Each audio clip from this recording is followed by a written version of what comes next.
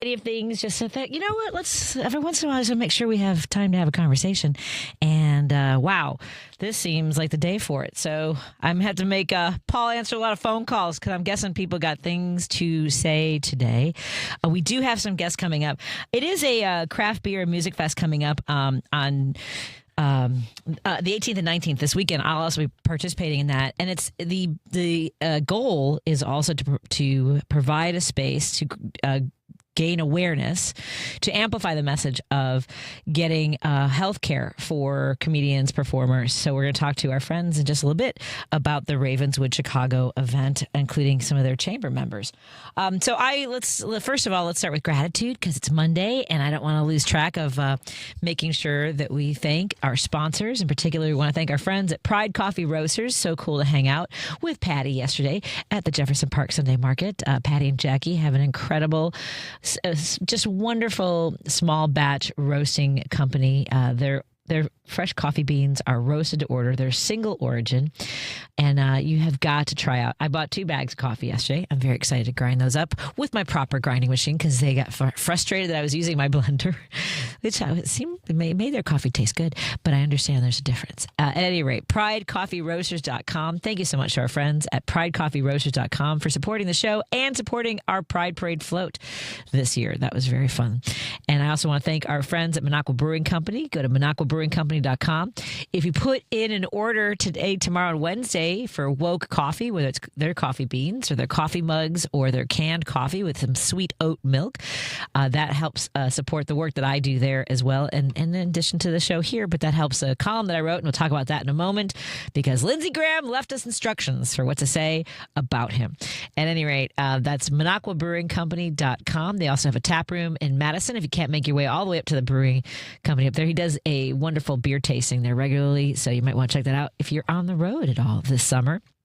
We also want to thank our friends at Bourbon, Kia, and Subaru for supporting our Pride Parade float this year. So proud to have ridden and driven with them. I actually got to drive the Ticonderoga. It was a very fun vehicle to get behind the wheel of.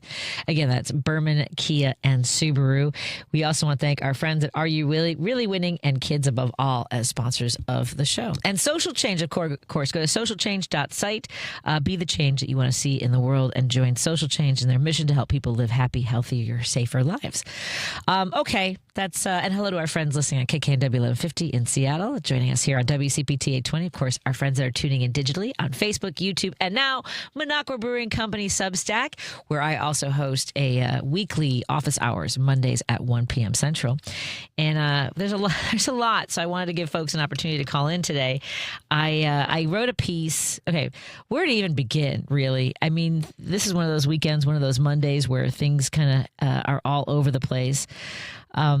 It's a lot. And you know what? I think I am going to start with Sam Neill and his wonderful career. My husband and I often talk about what really holds our attention, whether it's movies or television series or, any sort of entertainment.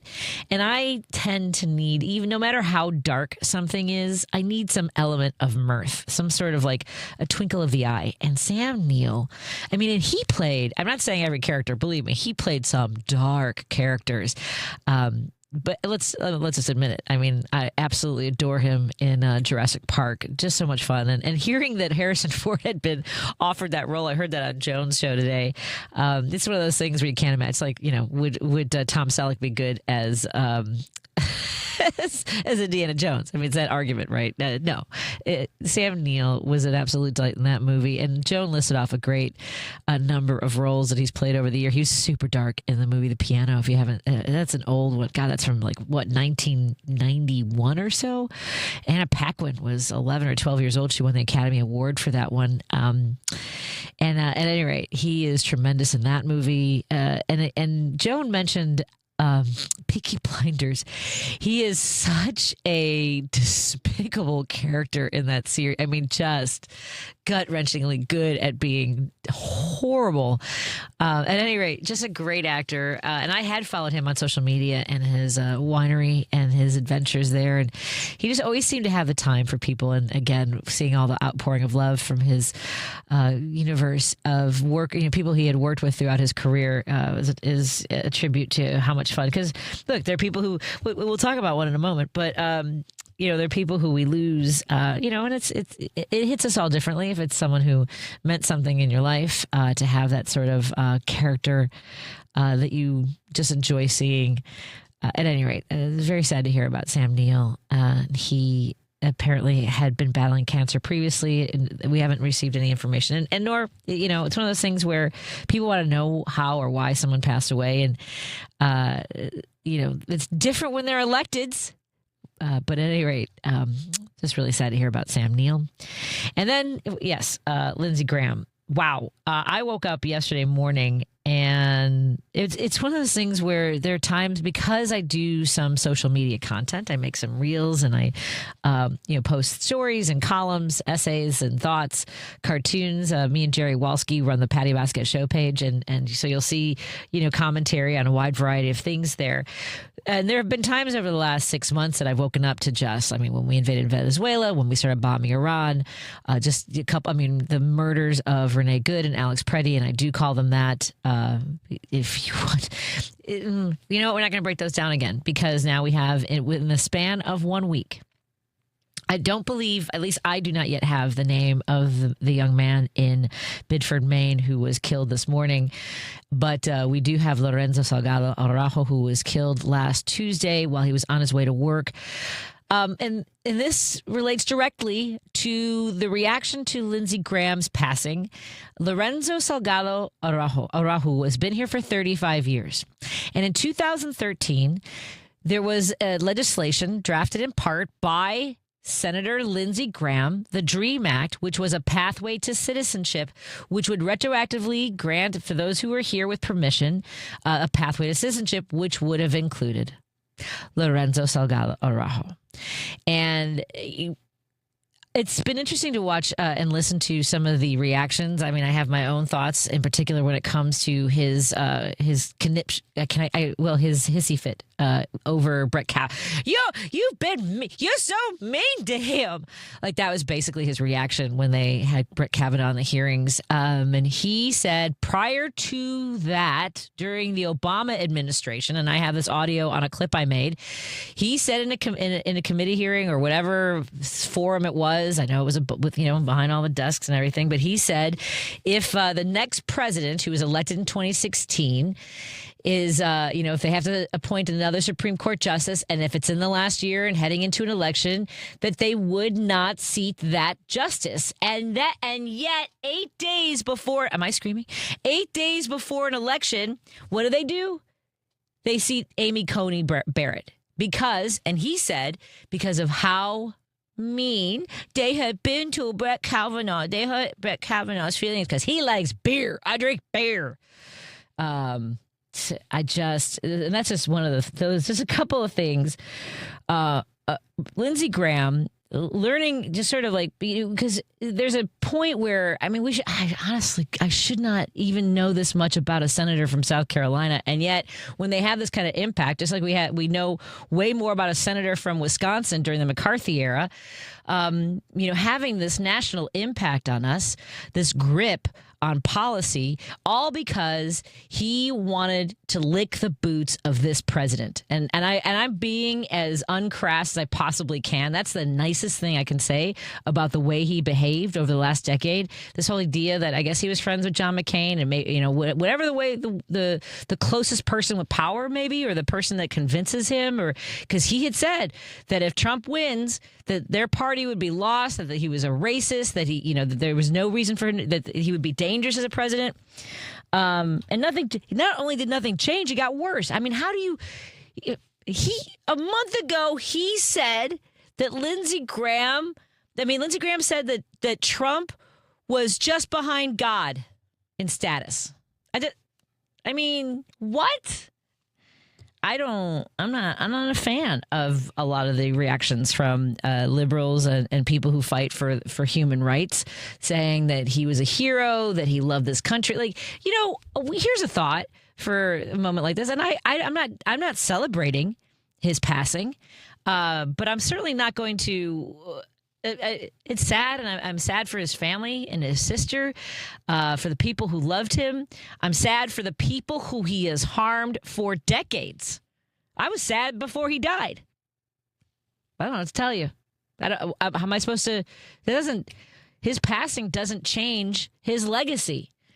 And the idea that the electeds, whether it's Dick Durbin or Tammy Duckworth or Amy Klobuchar, wrote a longer tribute to Lindsey Graham than she did for Melissa Hortman, who was assassinated in her home with her husband and dog.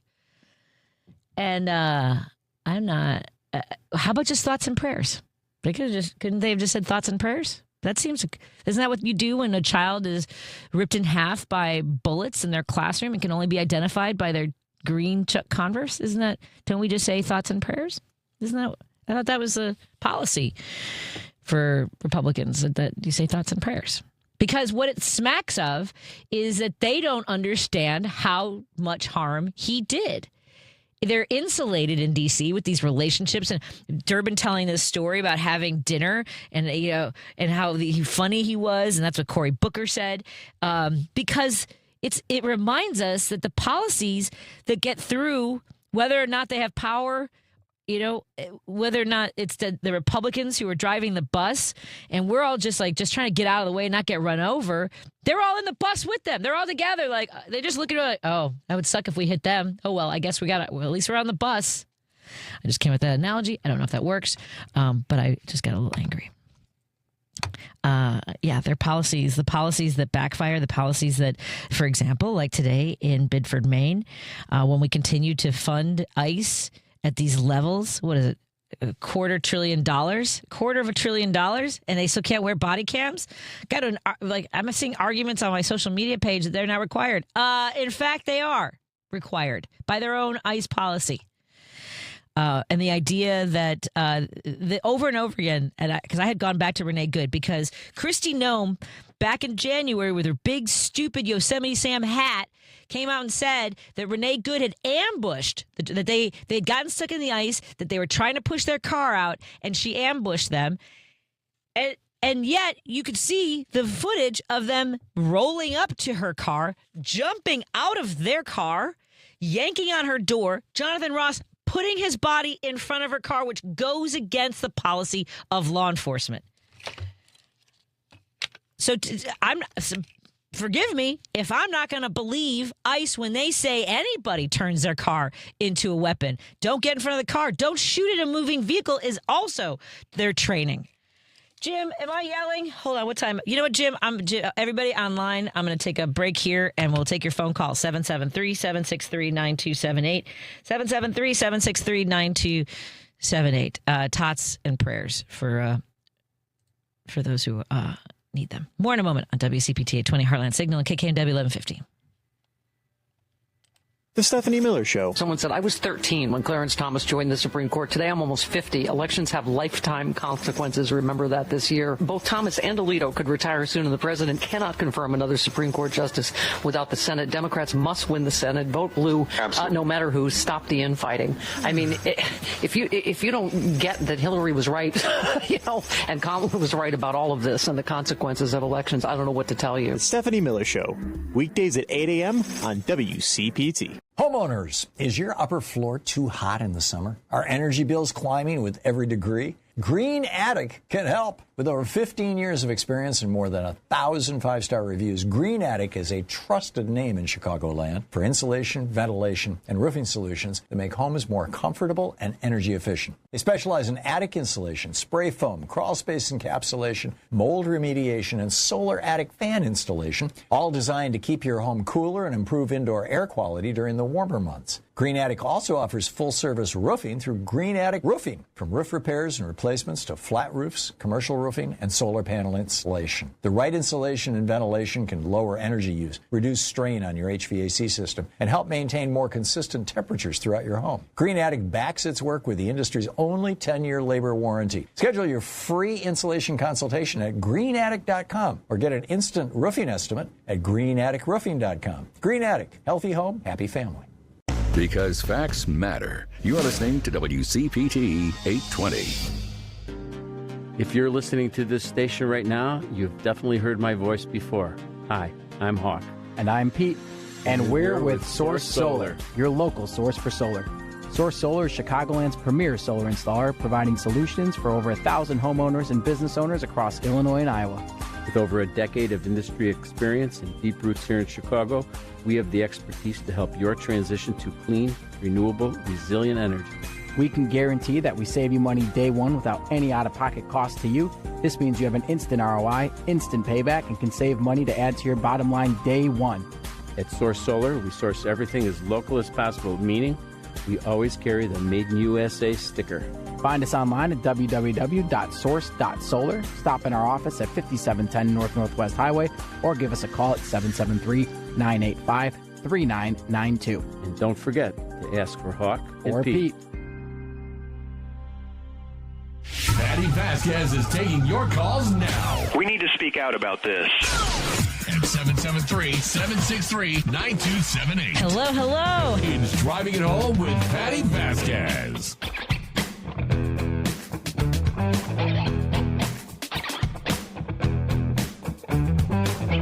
Thank you so much for joining us as we continue our drive home. I just got a message from the political cartoonist for the Chicago Tribune. He'll be joining us at 6 o'clock. Paul Shivari, that is a production note on the air. I'll get you the phone number for Scott Stantis. Actually, we'll probably do Zoom. I'll send him the Zoom link and we'll do it that way so we don't have to worry about the phone lines or anything like that. So Scott Stantis joining us at 6 o'clock and very excited. By the way, just got a production note. We will also be having Matt McNeil on Friday at 6 o'clock. Again, that's on Friday at 6 o'clock with Matt McNeil from KTNF AM 950 Minneapolis, St. Paul. And I'm very excited to talk to him later in the week. Let's get to our phone calls. Jim, I believe I was yelling a little bit. Thank you to the texters, by the way, for your kindness. What's on your mind, my friend? Eugenics, Patty. You know, a thing that came up in the 20s and 30s. Yeah. And it's this idea that one Homo sapien, by his birthright, is superior to another Homo sapien. And that, to me, anybody who believes that is nuts. Because just like we found out today, we've got Lindsey Graham on Friday night, didn't know he was going to be done on Saturday. The point is, when you've got these people talking about immigrants like they're not equal to life, liberty, pursuit of happiness, not equal to eat and live until they die. They can't exist because some group of people believe that they're superior to this other group of people. That to me is just insane. I've never thought like that in my life because the truth of the matter is they're just as human as I am, and they're just like Lindsey Graham. Friday tonight we might be talking, Patty. By tomorrow I might be dead at 5 o'clock. The point is, nobody is superior to anybody. But that was a eugenics theory in the 20s and 30s. Germany carried to an extreme, and. But this go ahead, Patti. You know, Jim, in addition to wanting to control the population of black and brown people, eugenics is also deeply rooted in getting rid of or exterminating disabilities, people with disabilities as well. And I think now we can also say that that's the goal of people who see trans individuals is a form of eugenics. Yeah, I agree. But why would anybody in their right mind think that you couldn't be disabled or you couldn't be on death's door? Or you can't, I mean, in other words, and my point is, if you think you're that immortal that somebody with disabilities should be snuffed out, because why? Because you decide they can't run as fast as you, or they can't. They can't do the same things you do. I mean, what is that? That's insane. That's totally insane. But, I mean, we're living in a century that, this is still sticks around from 100 years ago. And it's so strange to do that when they know, when there's no such thing as a group of individuals who are superior to another group of individuals. Yeah. I've never met any. Have you ever met anybody who's superior to another group of individuals? Not a group. I mean, I've certainly been in the presence of people and be like, I am over my skis. That's how I feel with Griffin. And so just like that. But Patti, I mean, but still, you're his mother, and you are subjected to the same things Griffin's subjected to. We're all subjected to. I mean, death is inevitable, Patti. It's inevitable. You know that. As soon as you're a kid, you know that. And the point is, when you're looking at another person, I've mentioned this before. Compassion is a Greek word for suffering along with. And you've got to be able to suffer along with anybody. Yeah. To feel to be able to assist them. You bring up something that just made me think. And maybe that's the problem is that people would rather not feel that suffering. They don't want to feel that pain, and they think that eliminating other people. It's painful for them to see someone different. It's painful for them to see chaos. Someone just texted and asked me to remember and mention situations that the homeless and people with disabilities are facing because of sleeping bans, Medicaid cuts.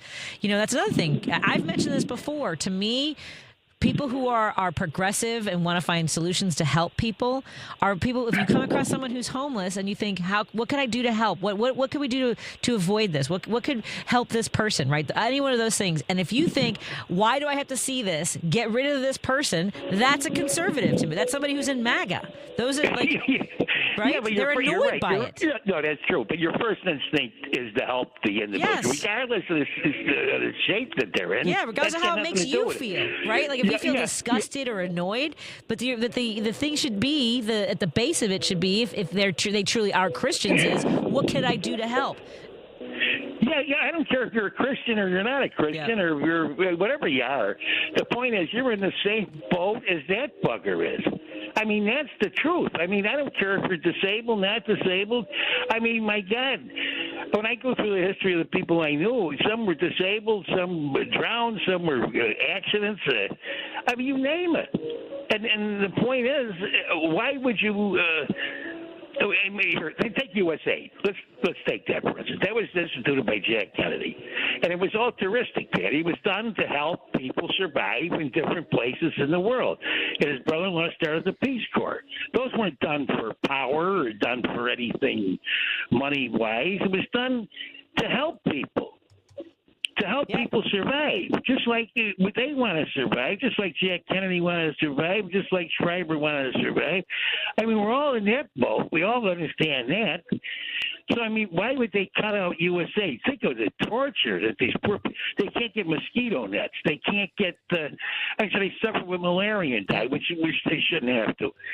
And I mean, I don't know. Of course, I've never been a Republican. I don't even know what a Republican. I don't even know how they think. But in the old days, it was defense and be conservative. But now it's gone into some different era that I can't even explain. Anyway, Patty, I don't know what to say. Thanks. It's just nuts. Thanks, Jim. It's nuts. Take care, Patty. I appreciate it. Take care. Let's get to Paul in Seattle. What's on your mind, Paul? Yeah, Patty, did you hear the clip that Joan played about what Tom Wolfe had to say about Lindsey Graham? I did not.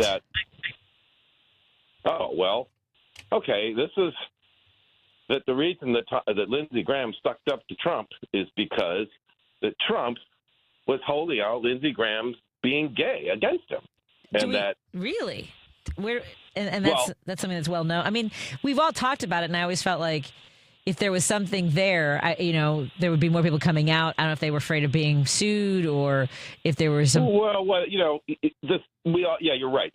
I've heard of it. There was the supposition. Stephanie Miller's show kind of makes jokes about it, right. And sometimes. But I knew the idea was there, but I don't know. But apparently, let's say that most people, even in South Carolina, had the same kind of I've heard that, but. The problem is when Trump says, it doesn't really matter to us, but when Trump says, I'll use it to ruin you, then it does matter to people. Right. That makes sense. You see That's what I mean? You're saying. Sure. Yeah. But then this tells you something about Lindsey Graham, that he's so spineless that he goes, okay, I'll do whatever you say. That's not living as who you are. That's saying, oh, yeah, you're going to ruin me because I'm gay? If he was going to say, I'm going to ruin you because you're blind, Paul, I'd say, go ahead. Destroy yourself doing that. Go ahead. And show us all who you are. That's what I would say. But Lindsey Graham couldn't do that. The other thing about Lindsey Graham's death is that I guess it's just that the reporting in this country is so bad. I'll just leave it there.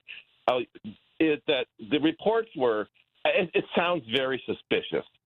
Now, it was he suddenly fell ill and died. And right. I'm like, before he could get to the emergency room? Right. I've fallen ill, and it's like, well, whatever it is. I will say, having been in the house when my father had dissected aorta, My father, now it was secondary to his lung cancer, but we knew that we knew it from a scan that it was possible, but he didn't even know. He didn't wake me up. I would have taken him to the emergency room. My father did not wake me up the night that he died or the morning. He was in pain all night. He did not go to the hospital either and died at home of a dissected aorta. He just thought that he was having back pain. Really? Right, but this was, first of all, there was some indication, and this was how many years ago? Right. No, it's fair. That's fair. I'm just saying it's possible to think that you'll just. But what my understanding was that he didn't want to go. He said he wasn't feeling well and didn't want to go and would wait to go to the hospital. I'm not neither here nor there, but yeah, go ahead. Well, that's what I'm saying. That first of all, he's got such great health care. If he has a cardiac condition, then he knows what it is, and you better go to the emergency room. Okay, so that makes me think he might not be feeling well. The first thing I thought is, oh, this is Putin poisoned him. That was a lot of people thought that for sure. Yeah. Yeah. Okay. So, and then we have Mitch McConnell releases his office releases a statement. And Paul didn't even mention the death of Lindsey Graham, which I thought was wild. Didn't say like. But then they did release this perfunctory. Oh, he's been a good friend to Elaine and I, and and the thoughts and prayers. I'm like, listen, nobody who's been in the hospital for 30 days says it like that. That came from his secretary. And here's the other thing. They're trying this whole thing, this photograph what Jimmy Kimmel was making fun of the Washington Post and Mitch McConnell sitting up in bed with his wife, and which is very AI-able, I guess. But I was thinking, here's the thing. If you're in the hospital in your 80s, and I've gone through this with my mom when she was alive, and has been in the hospital for every week that you're in the hospital, that's 4 weeks. That's a week in inpatient rehab, and a month, an additional month at home rehab. So at this point, regardless, Mitch McConnell will be, if he were released today, he would be in inpatient rehab for another month and another 4 months or 5 months in at-home rehab. He wouldn't return to work for 6 months. Right. The other thing is that you just get. He says his office said that, or whatever. The report was that. They're just holding it for doing tests. No, they don't keep you in the hospital. If all they need to do is test you, you come back and do the test. You don't keep you there. Right. So if he's still there because they're doing treatment. At this point, the hospital staff, at this point, weeks ago, they were thinking, we got to get him out of here and into rehab because this happened to my mom. My mom was in the hospital for 21 days, got weaker and weaker and weaker, and we thought, this is the end. Mom's going to die. And she finally got out, and she recovered, but it took her, she was 21 days in the hospital, 21 days in inpatient rehab, and it took her 4 months to recover from that. I thought when she came home from the whole thing, I went, oh my God, my mom has brain damage. And it was just like, she was so unrecovered. And then it was months before she came back to being mom again. Yeah. That's so hard. I don't trust anything in that. Isn't that horrible that we don't trust anything that's going on with our government? No. That we can get any straight facts? That's weird. It is very weird. Thanks for calling, Paul. Appreciate it. Have a good night, and we'll talk to you again soon. Let's take a break here. We'll continue taking your phone calls at 773-763-9278. That's 773-763-9278. Phone lines are open. Coming up at 6, we'll talk to Scott Stantis, and then we'll have our friends in from HACC and the event for raising money and awareness to get some health care for some folks who need it. More in a moment on WCPT 820 Heartland Signal and KKNW 1150 in Seattle, and all our friends tuning in digitally on Facebook, YouTube, and now Minocqua Brewing Company Substack. Please subscribe and share. You're listening to WCPT 820. Here's the latest Chicago weather update. I'm meteorologist Ray Miller from the Weatherology Weather Center. Look for clear skies tonight with a low temperature of 76 degrees and southwest winds at 5 to 10. Tuesday, plenty of sunshine with a high of 91. The heat index as high as 95. Wednesday, sunny with a high of 90. Just a couple degrees cooler Thursday, sunny, high temperature of 88 degrees. Friday, slight chance for an afternoon storm, high of 92. Better chances of storms on Saturday with a high of 90. That's the latest Chicago weather update. Right now, it's 91. This is Chicago's Progressive Talk, 820 AM, WCPT Willow Springs, and online at WCPT820.com, where facts matter. Around the Town, Chicago, with Al Besloff. Oh, that's Jan. Okay. That's Jan Chakowski is going to be calling it. So from Evanston. Yeah. Jan. Hello. Hello. Hi there. Do you know the answer to our quiz? Just because you're you, we want to send you something. You're going to get a gift certificate to go to Stacked and Folded in Evanston and have some food. Thank you. And as long as it's not a drive, I can accept it. Sunday afternoons at 1 on WCPT 820. I know that hiring can be challenging. You sort through tons of resumes and you get too many so-so applicants. You're just waiting for someone to match your role perfectly. Well, now, there's a place where you can meet them fast. ZipRecruiter. Need to hire right away. Start your search for strong candidates. The right fit awaits. Build your team. Build it sooner. Meet your match on ZipRecruiter. Just head to ZipRecruiter.com/free right now to try it for free. And you're on your way to meeting your match. 4 out of 5 employers who post on ZipRecruiter get a quality candidate within the first day. So try it now. Go to ZipRecruiter.com/free. Once again, that's ZipRecruiter.com/free. Meet your match on ZipRecruiter. Try it free. Hey Google, play WCPT. Streaming Chicago's Progressive Talk from TuneIn. Here's great news for those Chicagoans heading up to southern Wisconsin. Should you ever forget to load up on Progressive brews from the local favorites like Rogers Park Provisions or Park West Liquor in Lincoln Park, Minocqua Brewing Company beer is now conveniently available at Dream Liquor and Cigar in Kenosha and in the Lake Geneva area at Delavan Liquor and Smoke in Delavan. If the great town of Madison, Wisconsin is your jam, please remember to swing into the Minocqua Brewing Company tap room at 2927 East Washington Avenue to grab some Resistance beer, pizza, t-shirts, and Progressive camaraderie. Patti Vasquez is taking your calls now. All right, let's hit it. At 773-763-9278. I got a lot to say. It's Driving It Home with Patti Vasquez. We are taking your phone calls. By the way, when you do call in, that's Paul Shivari on the microphone. We still have to talk about the World Cup. We haven't even... Here, let me... do I have it? Are you on my board? You are on my board. Hi. Hello. Oh, my God. I made sure to put myself Thank on the board. you. Well, you can remind me and say, hey, if you want to chat, you can always say, I messaged you about the game. That was crazy. Oh, it was, yeah. And you messaged me about Argentina versus Switzerland. Or no, England versus Norway. Norway. Yeah. I did not watch the other one. You got to remember, I'm here working, so I'm not exactly watching it. I understand that. I figured that you might have time to catch some highlights and things like that. As far as the people that sign my paycheck, I don't watch a lick of World Cup when I'm on the clock. But here's the thing. Because you are also a commentator on my show, I would say it's work-related. Yeah, no, and that's where I find my times when I can. Yeah, I don't see how that's a problem. That was crazy. So we took Declan to a pub. We went over to Vaughn's. You know, I like my Vaughn's over there. Oh, you watched over at Vaughn's or similar to Vaughn's? Vaughn's. Oh, you went to Vaughn's. I went over to Vaughn's. We grabbed a booth and we had a pint. And I was there long enough to see both score. And then, the second. Okay, so that second one. And everyone's was watching. Like Holland. Do you think there was anything? Do you really believe that he just didn't see him to pass him the ball? That wasn't the one that everyone said hit the wire. The crossbar. Of the no. That's also problematic. Yeah. Okay, now keep in mind I haven't seen these. So you're talking about Norway's one goal that they scored, right? They scored one, and then they could have scored a second.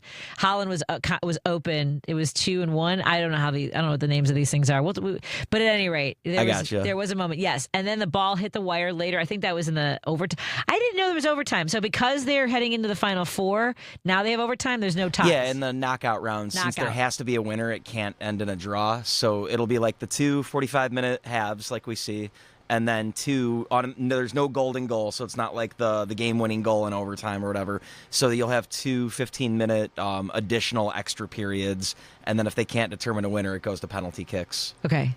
So did you have any feelings about it? Did you prefer to have England or...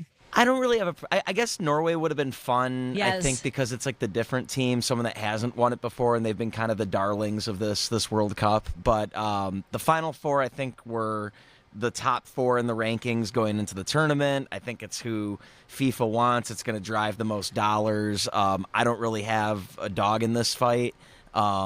I think it's interesting. Like Spain and France was something that was on my radar ahead of time when the tournament started. I was like, oh, that would be a great final. But then I found out in their groups, it's like, okay, unless one of them gets second place, if they win their groups, it'll only be a semifinal. England and Argentina is going to be an interesting one because Argentina seems to have like the referee's favor and all of this luck. But lately, England has found a way to kind of like turn it on all of a sudden. Yeah. It seemed that way, and people. I don't know the name of this. The player that hit the game-winning goal in overtime. It's not Jude Bellingham, is it? Oh, it might have been Bellingham. Yeah. He's great midfielder. Plays for Real Madrid. I think he's going to be the next darling. And he's friends with Holland. They play together. They used to play together, or no? Yeah. Well, Holland, I guess, is also British, like his citizenship as well. So, and I'm sure in the world soccer stage, these guys all know each other somehow. I want to say Bellingham and Holland might have been on a team together, but I don't remember. Gotcha. Yeah, I was trying to get a little. It was Manchester City is who Holland plays for. There was something about, like they are not a well-liked team, are they? Manchester City? Yeah. No, I mean it depends on who your affiliations are, though. Right. I mean, but it seems like they're widely disliked by people who are not from Manchester City. Yeah, well, they're kind of like the new Yankees, like the evil empire. Yes. There's also like lots of allegations of like misappropriating funds or misidentifying funds, and they've gotten away with it, and they tend to win a lot of championships. Yes. So and other smaller clubs get punished for way lesser things. So yeah. All right. Well, it was funny because there was obviously I learned everything I know about World Cup soccer from social media, and that there was an an Irish guy saying, "Of course, we're rooting for Norway." I don't care because I guess Declan Rice is Irish, and he goes, "He's a traitor." So we're deaf. He goes, "Look, Norway are the Vikings. They came to Ireland once. They gave us Dublin. The English gave us famine, and then told us we brought it on ourselves." He said, I don't care if Declan Rice is from Ireland, he's a traitor. So all these videos have been fun to watch. So congratulations. So it's England. I don't know who else. England versus Argentina will be on Wednesday. Okay. France versus Spain on Tuesday, tomorrow. Okay. I don't know how I feel about any of this. I'll define my feels on it. I'm trying to get excited. In terms of picking a team or what? I was excited. It was exciting to watch Holland. Even when you have to watch the videos of him not getting the ball. Like he's just kind of like, he goes like this. He's got his hands out like, I'm open. Hey, oh, hello, I'm over here. And then the ball hitting the wire, also problematic. Yeah, I guess FIFA showed like a different angle of it, and it didn't look like it hit it at all. So I don't know. But I mean, I know that like there's like tracking inside of the ball, so if it did hit something, it would signal to the referee. Yeah, and then there was one call on Holland on that goal, on the goal that they called back. What do you call it? They took it away or took it away. Yeah, they called. It was. I was like, I've seen way worse hits. Since I've been watching in this brief time. Now, before I get to the phone calls, one more thing. There's a documentary I guess coming out about the Women's World Cup from 1971 in Mexico City. Do you know this history? No idea. Yeah, they basically banned them afterwards for a while. So I want to learn more about that too in women's sports. Of course, we are in the opening days. Is about 3 weeks left before the women's professional baseball league opens in Springfield on August 1st. There are 4 teams, and I'm going to dive into this, but all 4 teams are like their names are rooted in history, like women who were groundbreaking. So They're kind of all named after. So I'm fascinated by that. So I'll learn more. At any rate, all right. Cool. I did look up Jude Bellingham and Erling Haaland played on Borussia Dortmund in Germany. Like that's what 3 I thought. or 4 years ago. No idea. They played on Borussia German. Borussia Dortmund. Dortmund. All right. Yes. In Bundesliga. That's what you said. I don't know. All right. Thank you, Paul. Thank you for the update. Anytime. Let's see. We got Roosevelt. Roosevelt, this is confusing because I feel like you're calling and texting me at the same time. So let's see what's going on. Hey, Roosevelt, what's on your mind, my friend? Oh, FIFA's princess. Messi is FIFA's princess? Yeah, you were talking about... is that funny? Who is this? So you're talking about social media. So what's going on in the Latin world or social media that I don't know if you saw the game between Egypt and Argentina, but with 11 minutes left, they scored 3 goals. That is so rare. I don't know a lot about soccer, but once you got 1 goal, it's very hard to overcome even that 1 goal. Yeah. They had to overcome 2 goals, and they got 3 goals in 11 minutes. Now, how does the defense break down with 11 minutes left? I'm talking about Egypt. And there were some calls that were missed. So that's why they're calling this guy FIFA's princess, because I believe, just like a lot of Latin people, that they want Argentina to win. Who's in Argentina? Messi. Who's the most popular? Messi. Who has the records? Messi. Which shirts? I mean, whatever. The shirts, whatever they wear. Anyway, that's the number one sell. And that guy is corrupt. Infantino is corrupt because of the fact that he let Trump help the USA team, because he took back that red card. If you remember. Look, with the shenanigans that went on with the Olympics and what was going to happen in Chicago and the bribery from Brazil in order to get the Olympics I have no doubt. And then did you hear me last week when I was talking about what they wanted from the city of Chicago, Paul and Roosevelt, that FIFA wanted the city of Chicago to pay for a dome that would cost between $50 and $100 million over Soldier Field. They wanted the right to be able to do that. Just for this tournament. Just for the World Cup this year. Wow. Yeah. So, you know what? As much as my feelings about Rahm Emanuel aside, thank you. Hey, you got to hand it to FIFA, though, that at least they came up with a quicker solution than anyone else in the state did. My husband made a good point. Sorry, Roosevelt, you're in this conversation now. My husband made a good point. He's like, what kind of conversations were they having with the Bears owners? Was that a Bears owners requirement? You know what I mean? Like, was there shenanigans going on between FIFA and the Bears owner? I mean, it's an interesting, I'm just saying, if we're in this shady territory. True. Infantino's corrupt, man. I mean, to let Trump do that, and like I said, I told you this before on your show, that ever since he gave Trump that he opened up the gates of shenanigans going on. And so I don't want Argentina to win, but I believe Argentina is going to win. And if it ain't Argentina, if it's not Fix, if it's not Infantino, I believe it's going to be. Did England win? Yes, it's England, Argentina, France, and what was it? Paul knows the fourth one. France, Spain, Argentina, and England. That's all 4, right? You got it. Okay. So Paul's going to give me flashcards from now on. Then we'll be texting him. Now what's happening? I don't understand what just happened. What was that? Go ahead. Did you hear me? You know what was that? Can you hear me? Yes. Can you hear? Yeah, okay. That game between Mexico and England, by the way, so far has been the most watched game. I believe it was 70 million around the world that saw that game. Wow. But England, I love that game because of the fact that they shook their hands. Did you see that 17-year-old Mexican player such was a sweet crying? Kid. Yeah. Crying.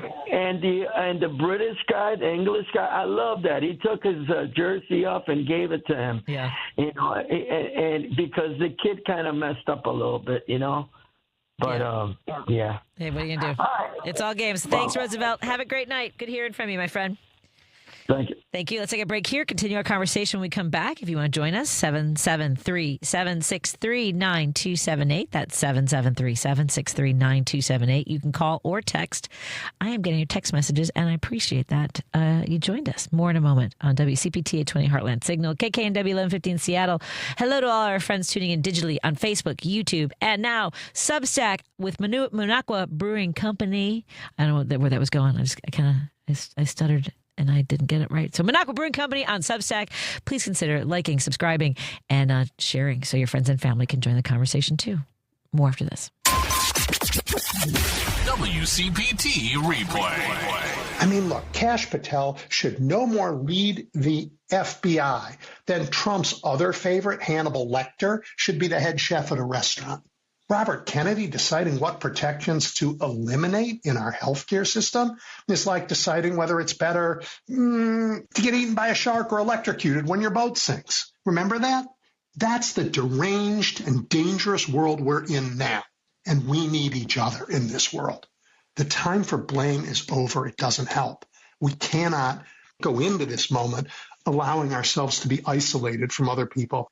So look, let's please recommit to each other. Let's also commit that we will try to be grateful while we fight, as Americans always have, for a democracy and a government worthy of a great people. Keep listening to WCPT 820 because facts matter.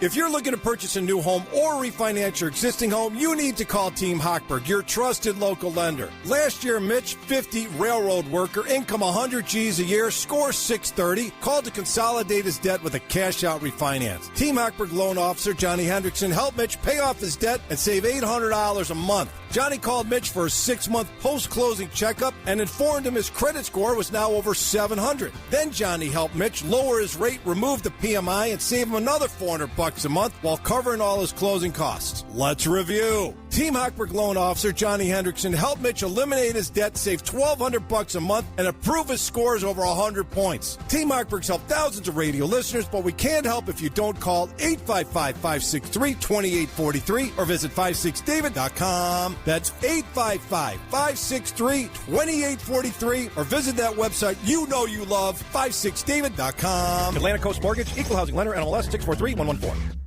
WCPT 820, Chicago's progressive talk, where facts matter. To political beats. You're driving it home with Patti Vasquez, where progressive talk fuels the ride.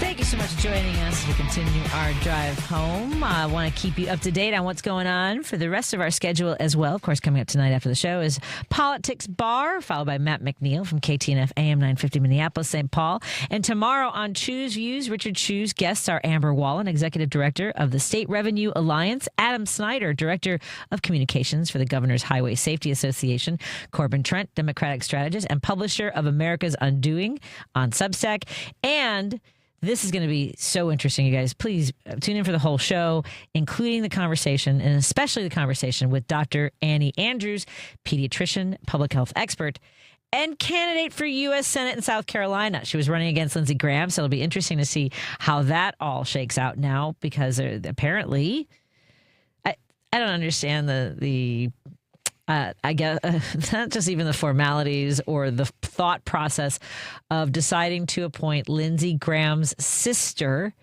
to his seat.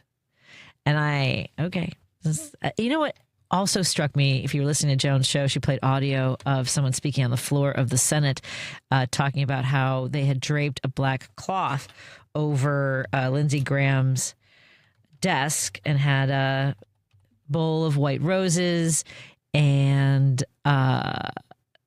who apparently his desk was that also of John Calhoun. And I'm not sure that's do you really want to be proud of sitting at the desk of I guess maybe it's birds of a feather, sitting in the desk of a white supremacist who owned dozens of slaves and aggressively championed the institution of slavery. And he was the one, if you're not familiar, had this thesis of the positive good, in that he's one of those people that back in the day, in the 1830s, argued that slavery was a beneficial system that elevated black people and enabled white democracy. So I guess it's fitting that that was the seat that Lindsey Graham had. So there you go. Yeah, it was not, I was driving and hearing that, like, we're all supposed to go, oh, he sat in John Calhoun's seat. Yeah, that's not. The fact that there are Republicans in that chamber who was like, yeah, you know who used to sit here? Oh, the white supremacist used to sit in this chair. Lindsey sits in the white supremacist chair. Just saying, he believed he believed in a racial hierarchy, arguing from the Senate. John Calhoun argued that the Caucasian race was the supreme race, and that incorporating non-white populations would lead to destruction. So I'm just saying, I guess it's fitting that I'm sorry, I'm a little fired up today, especially when in 6 days, in the span of 6 days, 2 men who have been shot and killed by ICE agents, these poorly trained, dangerous thugs. Who both times, Lorenzo Salgado Araujo last week was not the target for their operation in the first place. And everybody wants to talk about how they were, first of all, they were driving unmarked vehicles. Everyone talks about like when law enforcement pulls you over. I'm sorry. Guess what? When somebody is driving behind me, trying to cut me off, speeding up behind me, hitting my bumper, my first thought is, I guess this guy's trying to pull me over. They didn't use their sirens until they started aggressively approaching him. So they had sirens. Why didn't they not turn the sirens on? That's according to the witnesses. I'm telling you, this Department of Homeland Security, their entire policy for migrants, regardless of their legal status, because he was here, he was being sponsored by his son for 35 years. And by the way, if Lindsey Graham's legislation that he had worked on, the DREAM Act, had passed, Lorenzo Salgado Araujo would have qualified under that and would have been a U.S. citizen, because that was a pathway to being a legal citizen. They make it extremely hard so they can have this red meat for MAGA to go, look, he was. And by the way, what is the punishment for being here illegally? What is the punishment for a traffic stop, for pulling an illegal U-turn, even if that's what law enforcement wanted to say he did? What is the punishment for that? Is it execution? Because you're scared? Because you're in front of a vehicle that you just drove off the road? That you chased down, you made somebody panic. And then today in Biddeford, Maine, again, another man, 26 years old, a Colombian national, here with legal permission to work, so much so, they gave him a social security number during this administration. And witnesses say that when the man emerged from the car with blood coming out of his head, he said, "I was trying to stop." The people, you miss me with this, just obey and comply. I had somebody on my Facebook page. I shared it on the Patti Vasquez show page. There are people drooling, just so excited for more brown people to die, for more black and brown people to be murdered by these poorly trained, aggressive, and dangerous thugs in our streets. Do you know that Renee Good's SUV is still shrink wrapped and hasn't been properly processed? At least in Minnesota, we seem to have a pathway to charging these killers. I don't know if that's going to be the case in Texas. I don't know. Hell, I don't even know what we're doing here in Chicago, in Illinois, in Cook County, when it comes to the agents who shot and killed Salvador Gonzalez. I'm sorry. I may have had his name wrong.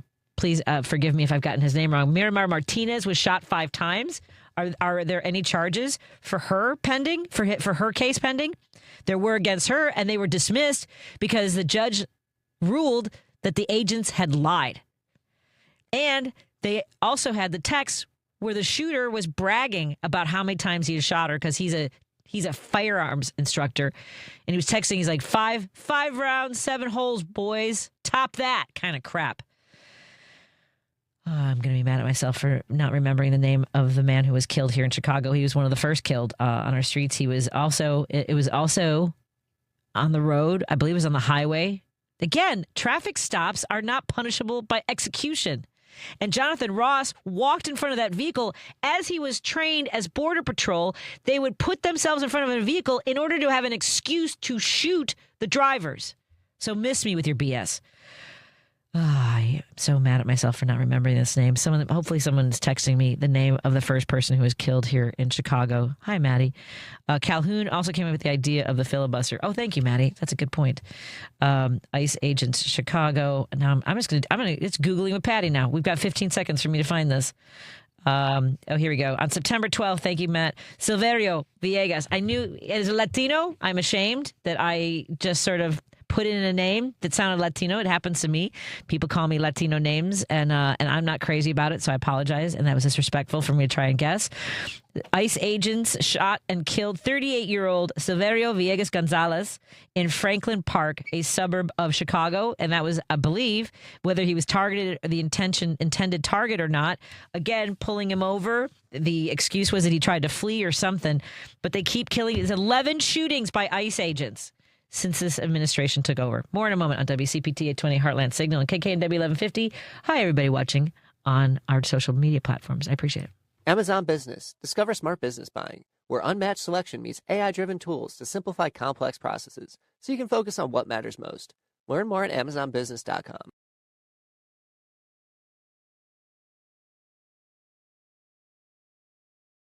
AP News, I'm Ben Thomas. A federal immigration officer shot and killed a driver in Maine today. Ed Donahue has details. It happened in Biddeford, outside Portland. Homeland Security Secretary Mark Wayne Mullen told Maine Senator Angus King the officer opened fire after the man tried to use his vehicle as a weapon against officers pursuing him for deportation. Mary Hayes lives close to where the shooting happened and was a neighbor of the man killed. I watched a wife fall to her knees looking at her husband's dead body on the ground. I watched a little girl crying with a little pink backpack on because she's never going to see her father again.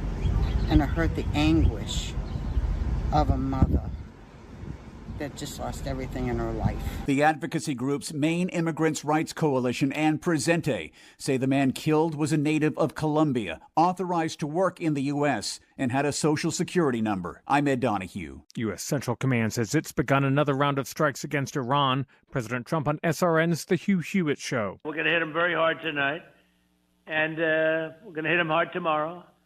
And there's not a damn thing they can do about it. They have nothing. They have nothing going other than they have big mouths. Comes after the president announced the U.S. is reinstating a blockade on Iran and will charge other ships for safe passage. Ukraine and 9 other countries have formed a coalition to protect Europe from ballistic missiles. The group notes Ukraine's unique experience fighting Russia. South Carolina Governor Henry McMaster's named Darlene Graham Nordone as her late brother Lindsey Graham's temporary replacement in the U.S. Senate. It is such an honor.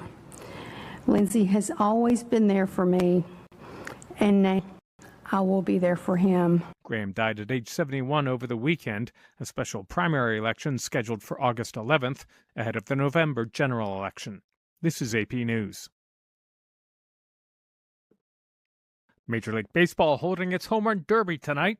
In tennis, Mike Kempen recaps Wimbledon. Top-ranked Yannick Sinner beat Alexander Zverev in 4 sets for a second consecutive Wimbledon title and his 5th overall. Sinner's latest came in his first tournament since his meltdown at the French Open. It was a tough one after Paris again, because last year was also tough. By coming here, I tried to put myself in the best possible position to be as competitive as possible. Yannick, I don't really like you anymore. It was his 10th straight victory over Zverev. So congratulations to Yannick. He showed once again why he's the best player in the world. Linda Noskova won the women's championship on Saturday, her first Grand Slam title. It's definitely something that I'm going to remember forever, but it will definitely take me a few days to realize it. I'm Mike Kempen. The latest at apnews.com. I'm Ben Thomas. Thanks for listening. This is 820 AM, WCPT Willow Springs, and streaming worldwide at WCPT820.com. We are Chicago's progressive talk, where facts matter. Now, your WCPT 820 weather update. I'm meteorologist Ray Miller from the Weatherology Weather Center. Look for clear skies tonight with a low temperature of 76 degrees and southwest winds at 5 to 10. Tuesday, plenty of sunshine with a high of 91. The heat index as high as 95. Wednesday, sunny with a high of 90. Just a couple degrees cooler Thursday, sunny, high temperature of 88 degrees. Friday, slight chance for an afternoon storm, high of 92. Better chances of storms on Saturday with a high of 90. That's the latest Chicago weather update. Right now, it's 91. This is WCPT telling you how you can shop blue. As the Donald Trump administration forces ICE to go out grabbing innocent civilians off the streets, it's just kind of ironic how MAGA and even ICE themselves enjoy eating in Mexican restaurants. So let's look at some of the biggest Mexican restaurant chains that support the Democratic Party. Del Taco and Taco Cabana. Now, Del Taco and Taco Cabana are both owned by Yadav Enterprises. The company itself does not donate to politics. However, their founder and CEO, Anil Yadav, only donates to Democrats. Taco Bueno. Taco Bueno is owned by Sun Holdings. Sun Holdings as a company does not give to politics, but their CEO does, and he's kind of varies. He's donated to Hillary Clinton, and he's also donated to Marco Rubio. However, he has never donated a single cent to Donald Trump. So, MAGA, since you have a problem with undocumented immigrants but love eating their food, I have a solution. How about you go order a taco salad from Trump Tower? Don't worry, it's as authentic as your president's tan. This has been WCPT telling you how you can shop blue. This is WCPT 820, where facts matter.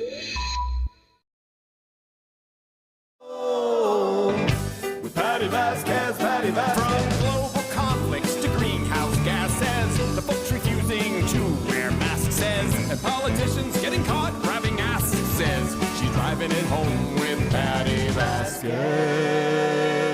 Thank you so much for joining us. We continue our conversation here on WCPT 820 Heartland Signal, KKNW 1150 in Seattle, KTNF AM 950 Minneapolis, St. Paul, and hello to all of our friends who are tuning in digitally on Facebook, YouTube, and now on Substack through Minocqua Brewing Company. Substack, please consider liking, subscribing, and sharing with your family and friends so they can join the conversation. And I want to start with gratitude. Thank you to our sponsors, Pride Coffee Roasters. Go to pridecoffeeroasters.com. Put in a subscription for some of the best single origin roasted to order coffee beans you've ever had in your entire life. They started out as hobbyists, and it turns out they are fantastic as small batch roasters. Every single cup of coffee tastes like a love letter in a mug. So please go to pridecoffeeroasters.com. Thank you to our friends at Source Solar for keeping the lights on and these conversations going. Make a call to Peter Sorellis. You can find the number at source.solar. That's source.solar. And Peter will walk you through the entire process of getting solar panels on your house or business. That's source.solar. And of course, our friends watching on Minocqua Brewing Company Substack, you know that we have some great items and products, beer, T-shirts, and then we also have a marketplace. Minocqua Brewing Company Marketplace is fantastic. If you see the banner behind me, if you're watching, that We Won't Go Quietly back to the 1950s. That's by Liberal Lawn, and they make some great products. It's woman-owned, and you'll love the messages they have for your lawns, your windows, your backyard, and maybe your radio studio wall, is all I'm saying. So thank you to our friends at Minocqua Brewing Company, and thank you to Kids Above All and Are You Really Winning, as well as our friends at Social Change and Kia. Berman, Kia, and Subaru. And thank you to my friend Scott Stantis, who I called out of the bullpen. I said, you know what? I need to talk to somebody about all the craziness. Scott Stantis, the political cartoonist for the Chicago Tribune, joins us. Scott, how's Alabama these days? Good. I'm not dead. I'm not pretending to be alive. This is it's all good. Yikes. Things down here weird as hell, as you might imagine. Yeah. I mean, we still continue to have a gubernatorial candidate who doesn't live here, which is shocking. And Tommy Tuberville, rated recently by the Washington Press Corps as among the dumbest U.S. senators. And now there's a good chance he'll be among the dumbest U.S. governors. So lucky us. I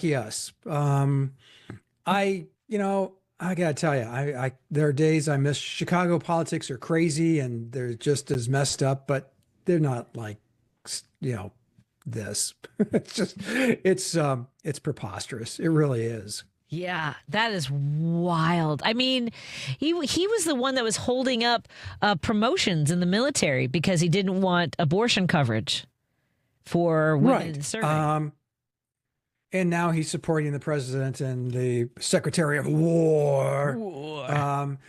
For not promoting people of color or people who happen to have, vaginas. Apparently. Yeah, apparently. Jinx, you owe me a Coke.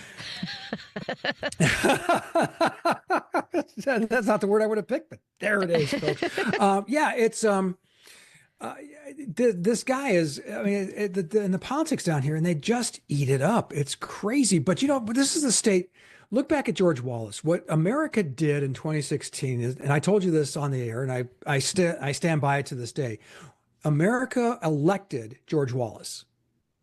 They absolutely, a guy who, segregation today, segregation tomorrow, segregation forever. Yeah, these are. And by the way, people. who also later said, I hear that I had a radio show down here actually for a while, and that came up, and they said, I got callers. Oh, he didn't mean it. He didn't mean it. What does that Which mean? makes it worse. Oh my Lester God. Maddox was a monster. He was the governor of Georgia and had the axe handles and used them to beat people. And I mean, he was a genuine, horrible, knuckle-dragging, racist piece of garbage. George Wallace was the same. And if he didn't mean it, then that makes it worse.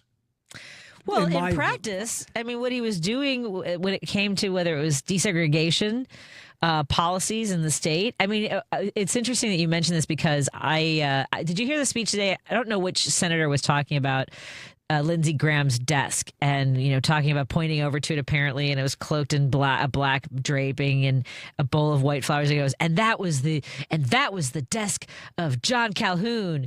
And like, well, that tracks. Wait. Yeah, I was like, "Why?" Are you serious? Because that's record scratch. Now, explain to your audience who this is. Go ahead. I talked about how he had the whole theory that slavery was good for black people and that it protected the hierarchy. The whole expanding slavery, the positive good doctrine. What's your take? I mean, the whole idea of the nullification, allowing states to ignore federal laws. Which part do you want to lock into? Yeah, no, Calhoun was a monster. Yes. Why would you have his desk? He must have been from South Carolina, I'm assuming, because that's where many monsters come from. Yeah, he was. And Lindsey Graham, the thing is, I mean, and so I talk about George Wallace, if he didn't mean it. I mean, Lindsey Graham clearly believed in nothing other than Lindsey Graham. Correct. His passing is not a strike at the heart of the Republic. It's quite the opposite. South Carolina won't do the right thing. South Carolina's never done the right thing. I mean, beginning with Fort Sumter and moving forward. Yes. So we can't expect, that would be miraculous, a Democrat taking that seat.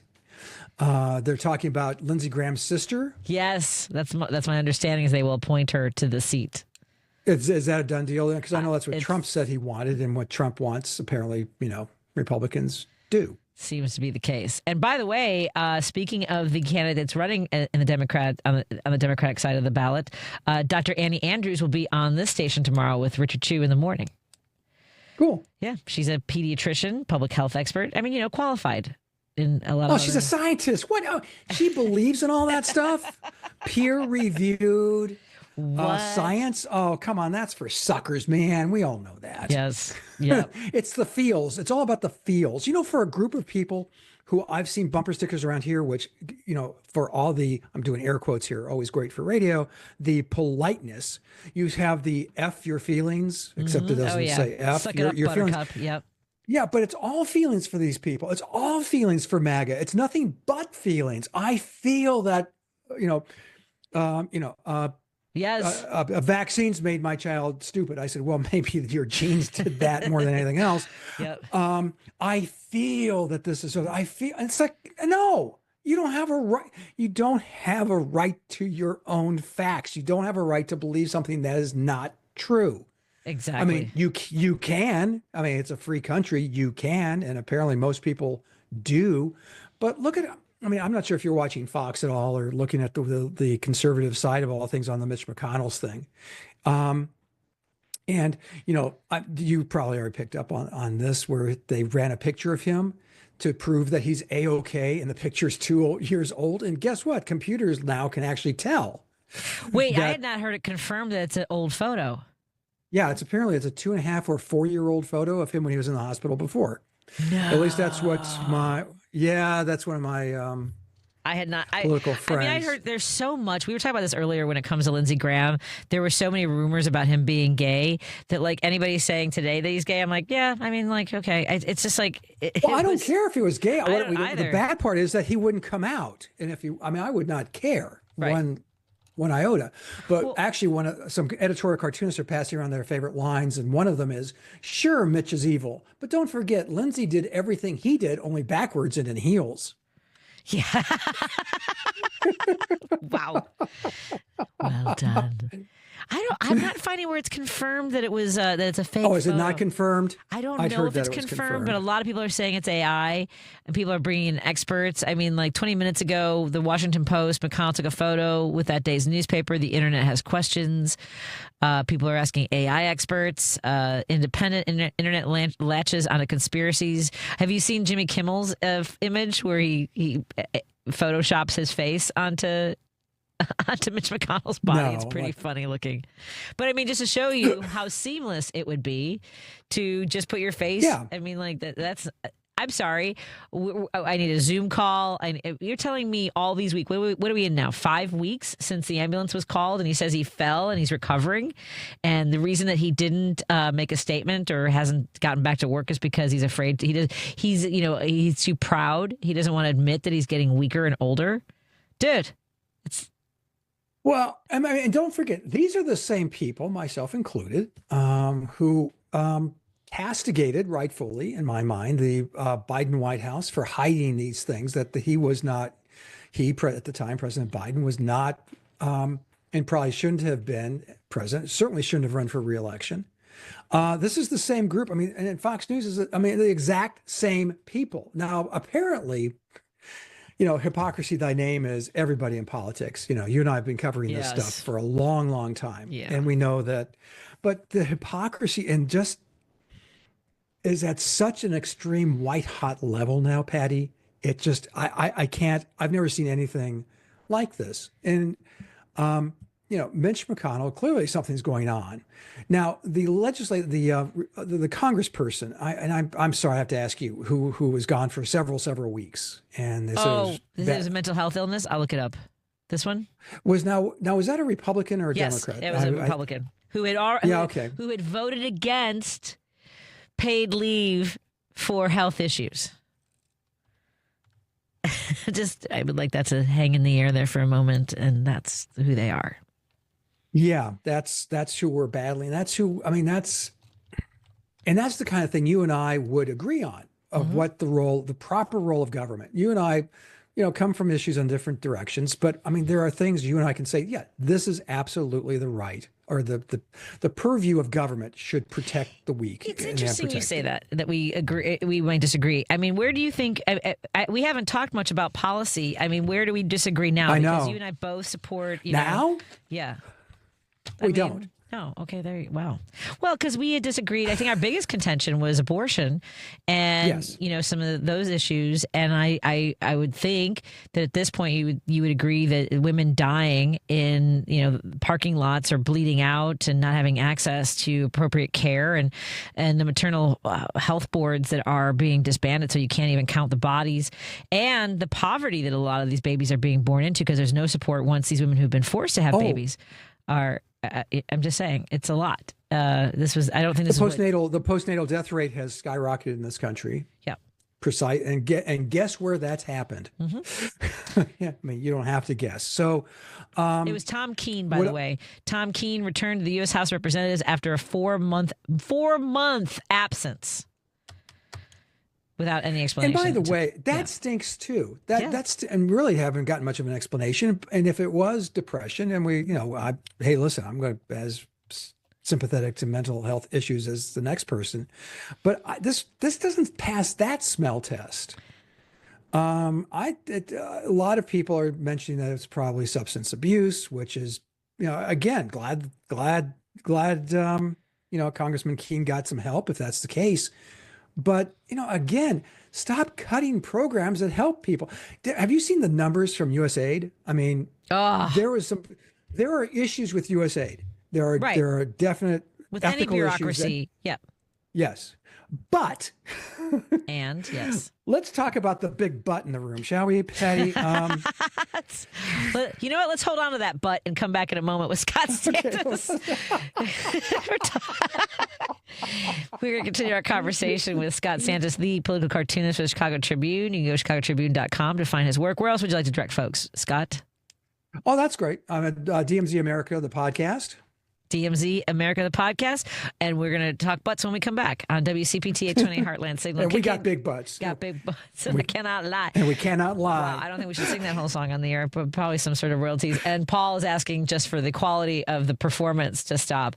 Let's take a break here. Continue our conversation on KKNW 1150 in Seattle, KTNF AM 950 Minneapolis, St. Paul. Yes, your microphone is open. Go ahead.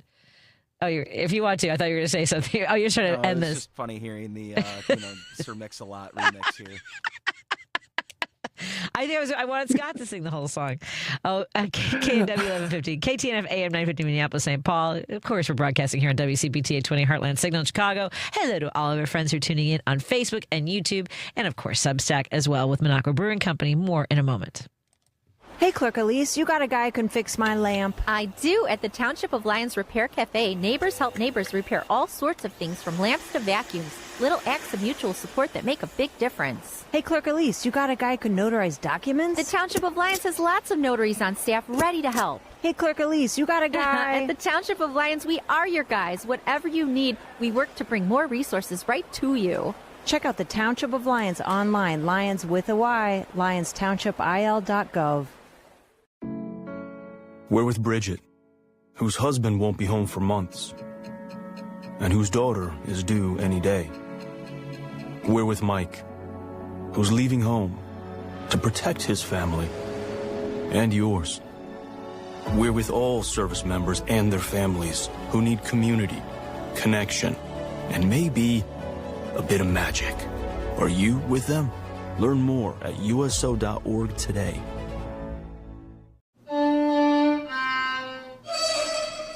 Let's be honest. The National Symphony may not be in his future, but he wanted to try violin. So you said yes because you love him. And if you love him that much, love him enough to make sure he's buckled up and in the back seat. Find out more about keeping your kids safe in your vehicle at nhtsa.gov/the-right-seat. Show him you love him. Keep him safe. Visit nhtsa.gov/the-right-seat. Brought to you by the National Highway Traffic Safety Administration and the Ad Council. You served behind the desk. You served in combat. You did 4 years and got out. You were drafted. You gave 20 years. You gave exactly what your country needed. You are a veteran. You are a veteran. You are a veteran, and you deserve support. If you're struggling with life after service, don't wait. Reach out. Find resources at va.gov/reach. Brought to you by the United States Department of Veterans Affairs and the Ad Council. You're listening to WCPT 820 because facts matter. If you're listening to this station right now, you've definitely heard my voice before. Hi, I'm Hawk. And I'm Pete. And we're with Source Solar, your local source for solar. Source Solar is Chicagoland's premier solar installer, providing solutions for over 1,000 homeowners and business owners across Illinois and Iowa. With over a decade of industry experience and deep roots here in Chicago, we have the expertise to help your transition to clean, renewable, resilient energy. We can guarantee that we save you money day one without any out-of-pocket cost to you. This means you have an instant ROI, instant payback, and can save money to add to your bottom line day one. At Source Solar, we source everything as local as possible, meaning we always carry the Made in USA sticker. Find us online at www.source.solar. Stop in our office at 5710 North Northwest Highway or give us a call at 773-985-3992. And don't forget to ask for Hawk or Pete. No detours, no distractions. Just bold ideas and real talk. This is Driving It Home with Patti Vasquez. We're hanging out with Scott Santos, the political cartoonist for the Chicago Tribune, and he was talking about butts. No, it was about elephants, the elephant in the room, and I don't know what that. Do you remember what we were going to talk about, Scott Santos? We were talking about big butts, but USAID and how there's. Yes. USAID had some problems. Oh, USAID. But the numbers that are coming out now of people who are dying because of this, I'm trying really hard not to curse now, Patti, because it's just, I get so angry. Yeah. That this is something that, again, and this is my conservative nature. I really do believe you can do many things incrementally, wiping out USAID because it helps those dark people somewhere. Yep. That's the reason it got wiped out. That was it. It's because you had Elon Musk, who thinks that apartheid was not such a bad idea. What? I mean, oh, well, have you heard quotes from his dad? Holy Mary, Mother of God. Yikes. Yeah.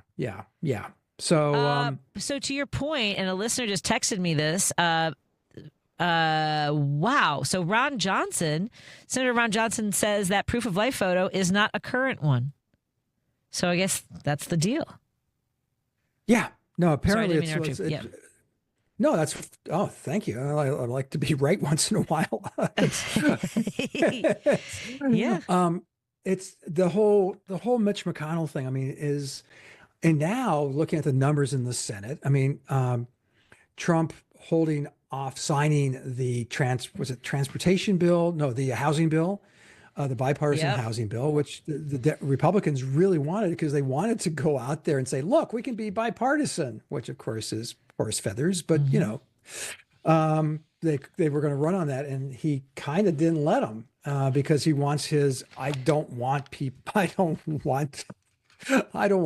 I don't like voting bill to pass. See, here's the thing. I mean, I can't look at any policy that this administration is doing. It's so rare that I can look at this and go, and this is someone who worked in Republican politics. I grew up in them. I worked in them. For crying out loud, Patty, I worked on Richard Nixon's reelection campaign at 13. Wow. I know. Yeah, I know. That explains the strictly adhered to do not date list I was on for all of the years following. But I mean, you're talking about I died in the world, honest to God, worked on and got Republicans elected before I went into editorial cartooning kind of guy.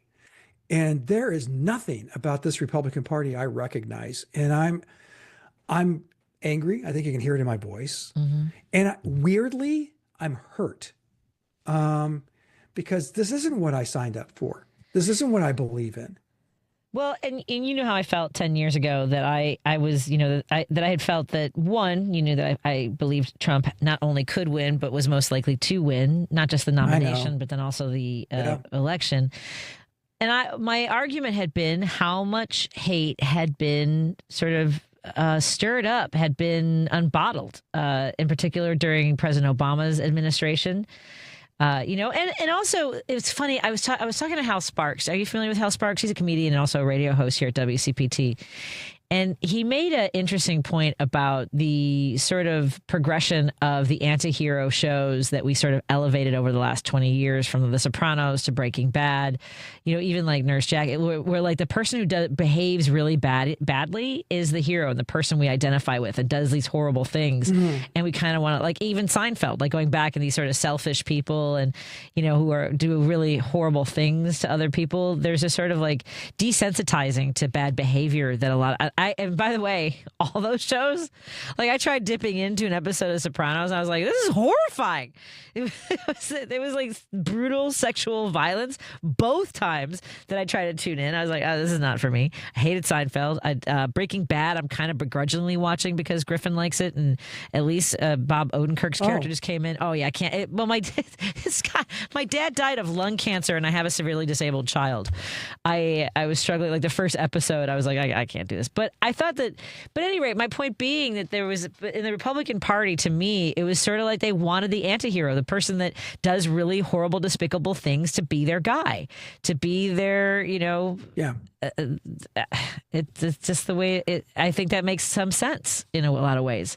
They want this nasty, horrible people to do the things that they think that should be done to people, like killing them in their cars, yanking them out of their vehicles, smashing windows, driving them off the road, pepper spraying protests. Like they wanted all that stuff. They were waiting for that chaos. I'm sorry, go ahead.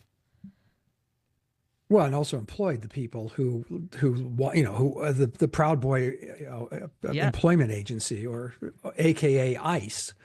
And now apparently many of them are grousing that they're not getting the money they were promised. Poor boys. Poor Proud Boys. PPBs. Not the Proud Boys. Poor Proud Boys. Did someone not give you your check? Is your ice vest too small for you? Go ahead.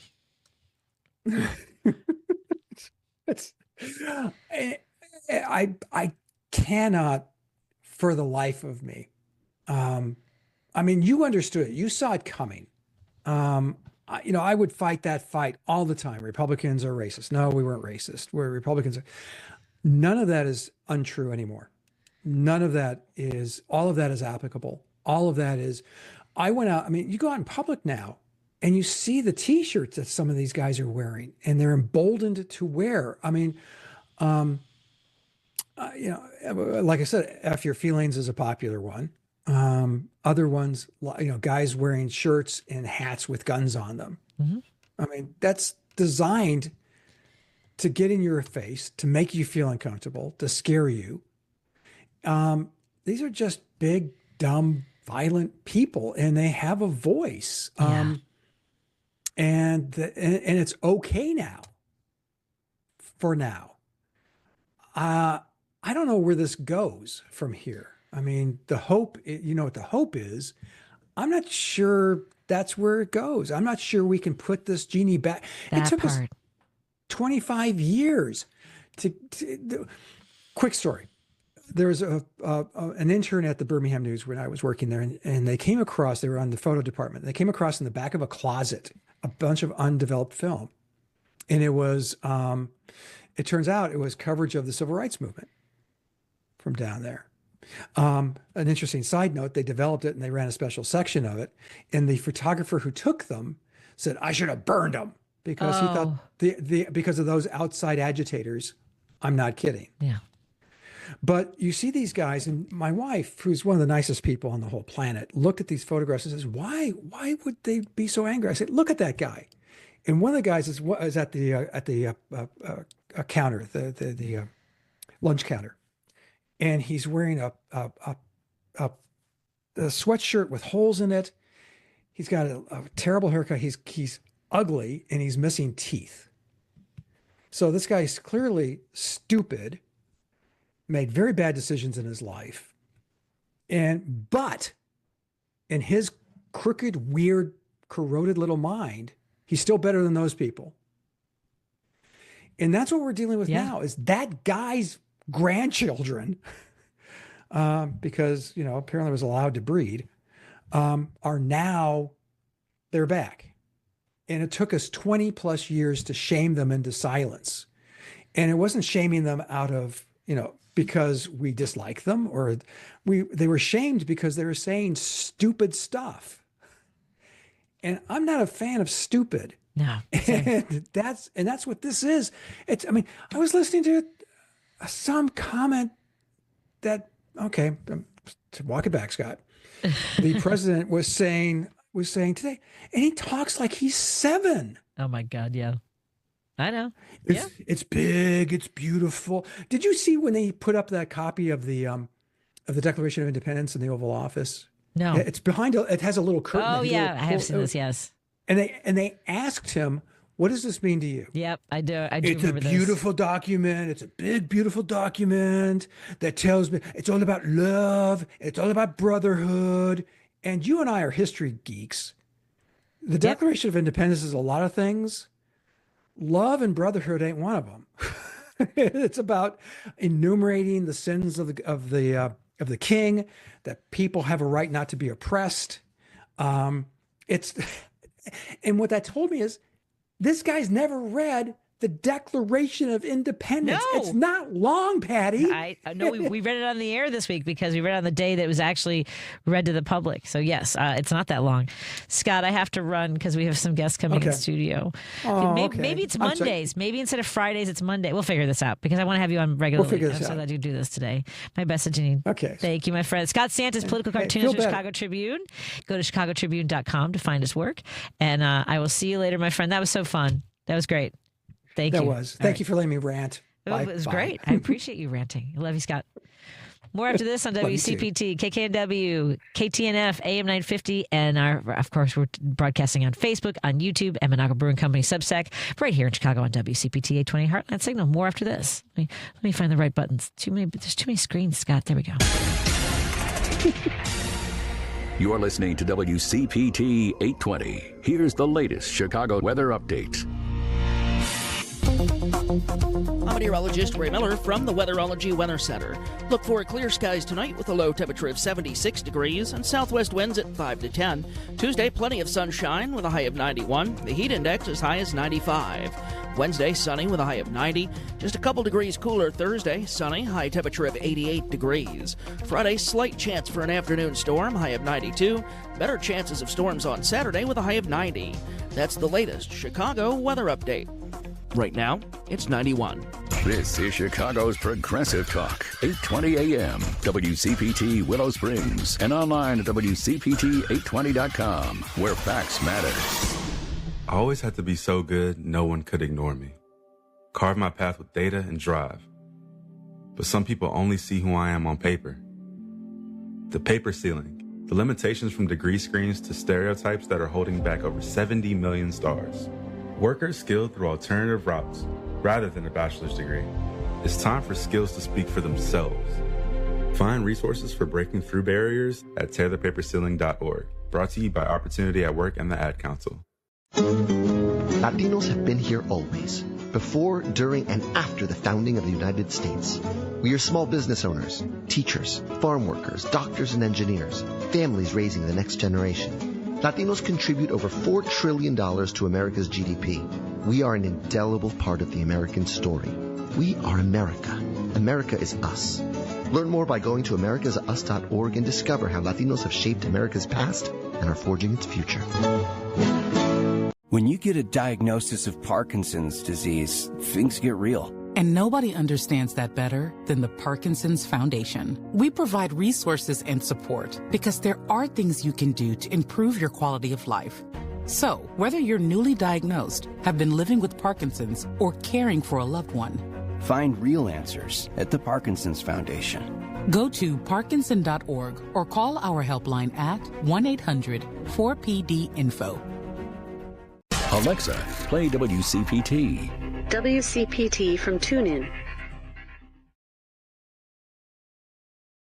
You're listening to this station right now, you've definitely heard my voice before. Hi, I'm Hawk. And I'm Pete. And we're with Source Solar, your local source for solar. Source Solar is Chicagoland's premier solar installer, providing solutions for over 1,000 homeowners and business owners across Illinois and Iowa. With over a decade of industry experience and deep roots here in Chicago, we have the expertise to help your transition to clean, renewable, resilient energy. We can guarantee that we save you money day one without any out-of-pocket cost to you. This means you have an instant ROI, instant payback, and can save money to add to your bottom line day one. At Source Solar, we source everything as local as possible, meaning we always carry the Made in USA sticker. Find us online at www.source.solar. Stop in our office at 5710 North Northwest Highway or give us a call at 773-985-3992. And don't forget to ask for Hawk or Pete.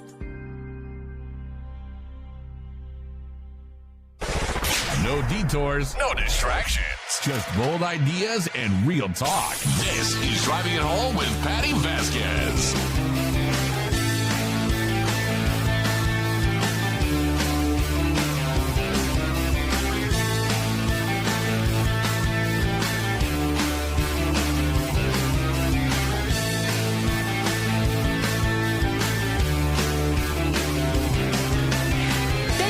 Joining us, we continue our conversation here on WCPT 820 Heartland Signal, KKNW 1150 in Seattle, KTNF AM 950 Minneapolis, St. Paul. Of course, our friends who are tuning in on Facebook and on YouTube, and maybe you're watching on Substack from Minocqua Brewing Company. Now, people always ask me when I'm going to do a show, and because I'm here, I talk for 2 hours a day. I figure you don't want to listen to me anymore, but I'm grateful for that. And fortunately, one of our friends who's appeared on the show previously messaged me and said, "Hey, we're doing an event. Will you come do some time?" And I said, "Yes, Elizabeth." How are you doing today, Elizabeth? I'm doing great. How are you? I'm very good. And Nicholas is with us as well. Do you prefer Nick or Nicholas? You said Nick. You can call me Nicholas. I feel like I'm in trouble, though. I know. What's your middle name, Nicholas? Nicholas Wayne. Wayne. That's a very powerful middle name. Thank you. Nicholas Wayne.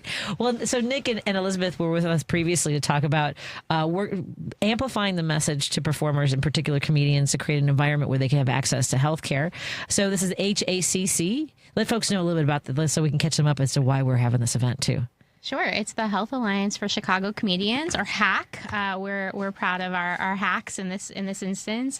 We're a new nonprofit that is aiming to provide health insurance to comedians working in Chicago, providing subsidies and providing general access to care. We're just getting started, so we're really asking the community for support and for help, but we've had a really, really great reception of people who understand that the system that we have right now is not working for comedians, other artists, and contract workers in general. And so we're just excited to find more partnerships and more people that are interested in our mission.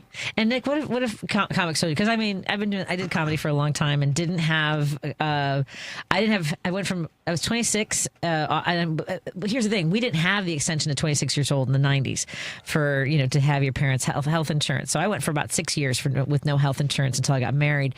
I mean, we all know that in order to have health insurance, you have to have a full-time job, and having a full-time job makes it somewhat difficult to be a performing and touring comedian. That's 100% correct. Yeah, and I'm so honored to be opening for you and hosting for you at Ravenswood on Tap Street Fest. Thank you for doing the time, the legend Patti Vasquez. But I'm happy you have health insurance now, but that's not the case for a lot of comedians currently working under 26 or otherwise. So being part of that community for so long, I've worked 4 or 5 jobs at once, never had a full-time health insurance plan from any of them.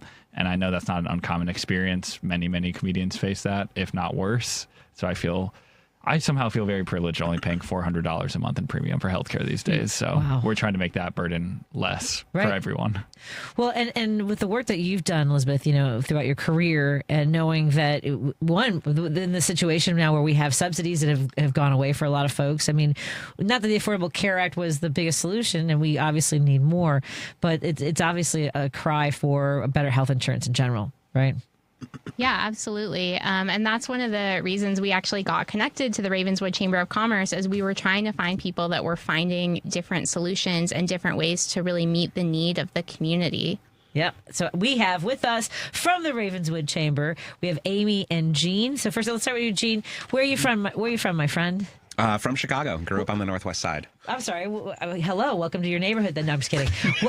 I grew up in Norwood. Where'd you grow up? Jefferson Park, Portage Park. Kind of moved around between there for a while. Yeah. All right. So where'd you swim more, at Portage or at Jefferson Park? Jefferson Park mostly, yeah. That platform at Portage Park. Did you ever jump off of that? There's a big platform diving. That was, at the park, Isn't that crazy? I'm scared of heights. That was not for me. That was not my thing. You're lucky to get me in the pool. Where'd you go to high school? Over at Northside Prep. Oh, excuse me. Lane tech forever. Anyway, we're a little bit disgusting that way. We're a little bit too proud, aren't we? Well, and I mean, it took me a while to get into my adult life and realize that my public school experience was not a public school experience. Right. So, you can keep all of the. Well, Northside Prep is is that the newest of the school? The magnets of Walter Payton and Northside Prep are pretty close. Yeah, I think Payton's newer. They weren't. Yeah, I think you're right. I'm feeling old now thinking about high school.